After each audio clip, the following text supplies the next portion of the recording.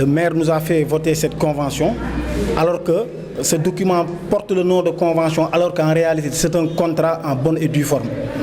Parce que c'est un contrat qui a des obligations contractantes avec le concessionnaire qui est soi-disant un Italien. Qu'il soit italien ou zambien, nous importe peu.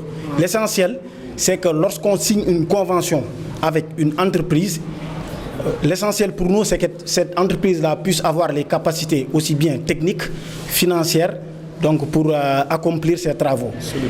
L'investissement de ces travaux coûte plus de 2,5 milliards, alors que le budget de la commune de Grand Yoff en 2016, c'est 2,5 milliards. Donc vous n'êtes pas sans savoir que cette entreprise qui a été créée en 2013, qui a fait sa déclaration d'existence en début d'année en 2016, ne peut en aucun moment établir ces travaux-là, faire ces travaux-là en temps normal. Donc, nous croyons qu'il y a une nébuleuse dans cette convention.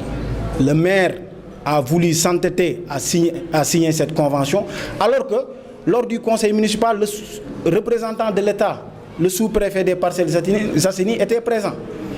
Il nous a donné comme conseil de changer l'ordre du jour, au lieu d'examen et adoption de cette convention, d'autoriser le maire à signer une convention pour aller discuter d'abord avec l'entrepreneur, pour ensuite revenir avec le cahier des charges, pour que les conseillers municipaux puissent avoir le document sous la main pour savoir sur quelle base ils vont voter la convention. Maintenant, ce qui se passe, nous alertons les autorités. Parce que, après cette dénonciation, nous allons porter plainte au niveau de l'OFNAC. Nous allons saisir les services du GIABA parce qu'il y a une tentative d'escroquerie en bande organisée. Il y a une association de malfaiteurs. Il y a du faux usage de faux. Il y a une tentative d'enrichissement illicite et de blanchiment de capitaux. Parce que comme l'a dit mon collègue Cheikh Ndiaye, cet Italien-là n'a jamais travaillé. N'a jamais travaillé.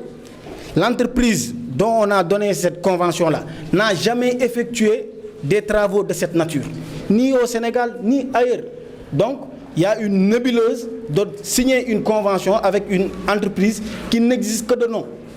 Et moi, je dis haut et fort que, vu l'actualité avec les Panama Papers, cette société appartient bel et bien à M. Ousmane Samp, qui est un conseiller à la ville de Dakar, qui a été président du conseil régional de Dakar en remplacement de M. Malik Gakou. Donc, il y a anguille sous roche avec cette convention. L'Italien n'est présent que pour signer les documents. Mais en réalité, le gérant de cette société, c'est M. Ousmane Samp.